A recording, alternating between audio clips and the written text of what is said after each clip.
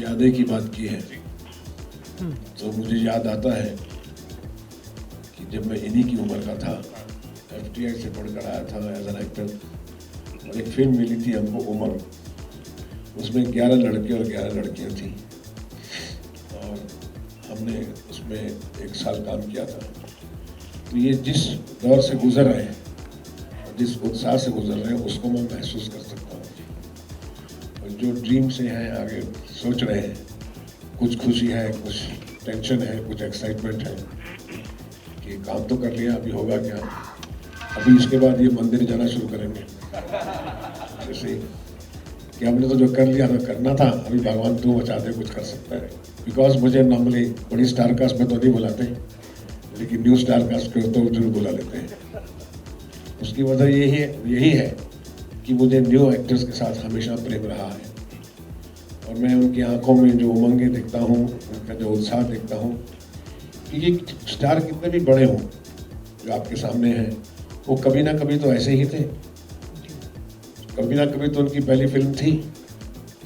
तो इन्हीं में से कुछ सितारे आगे निकलेंगे और आई एम श्योर जो मैं ट्रेलर मैंने देखा है इसमें उत्साह है, एनर्जी है। मुझे ऐसा लगता है कि इस फिल्म के लिए नए टैलेंट की ही ज़रूरत थी, क्योंकि वो एनर्जी, वो इमोशन आई थिंक इनसे बेहतर कोई नहीं दे सकता, क्योंकि ये अभी कॉलेज से निकले हैं और आई थिंक इनके जो डायलॉग्स हैं, इनके जो सीन हैं, हमें ऐसा लगता है कि केरी के अलावा इन सब की अपनी खुद की एनर्जी थी जो सीन्स को हमेशा अपलिफ्ट करती रही। तो आई थिंक सबसे बेस्ट डिसीजन हम सबका रहा कि हमने इन सबको चुना। My advice is, first advice to them,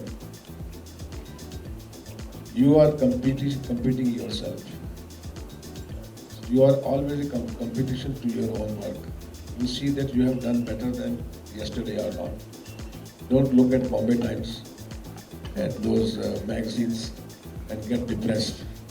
Keep on working for yourself. You are the individual, you are yourself, and you will rise if you respect yourself and work on you without looking here and there. One day you will find you will be a big star.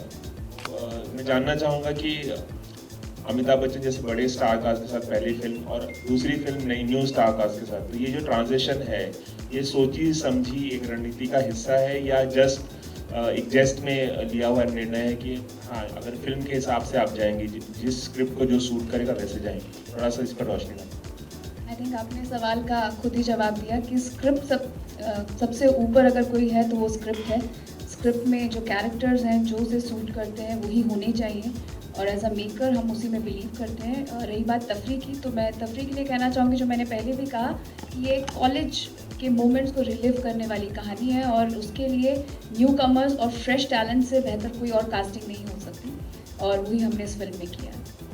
नए कलाकारों में सबसे अच्छी बात ये होती है और उसकी वजह से भी मैं नए कलाकारों को लेता रहा कि वो बहुत रियल लगते हैं, वो कैरेक्टर लगते हैं जो राइटर्स ने लिखे हों, और क्योंकि उसकी कोई पीछे की इमेज नहीं होती, कोई पीछे का बैगेज नहीं होता जो स्टार्स के पीछे होता है, तो जो भी वो करते हैं वो एक खिले हुए फूल की तरह मुस्कुराहट लिए हुए एक बहुत एंड्योरिंग कैरेक्टर बनते हैं।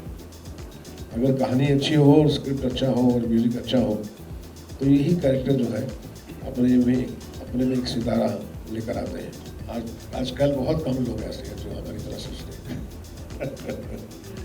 ऐसा नहीं, अभी बिजनेस रिस्क बहुत बढ़ गया है, बिजनेस मॉडल्स बहुत चेंज हो गए हैं, मल्टीप्लेक्सेस आ गए हैं, टाइम चेंज हो गया है, तो you need to have a good script all the time.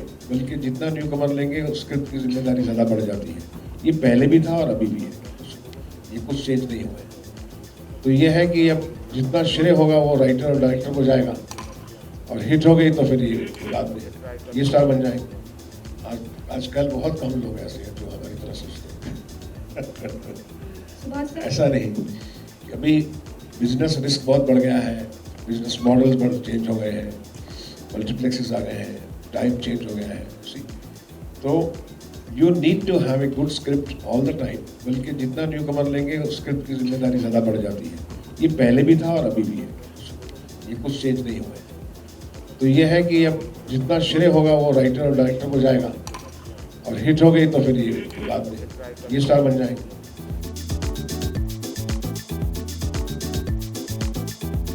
For more Bollywood updates, subscribe now to youtube.com/biscuittv.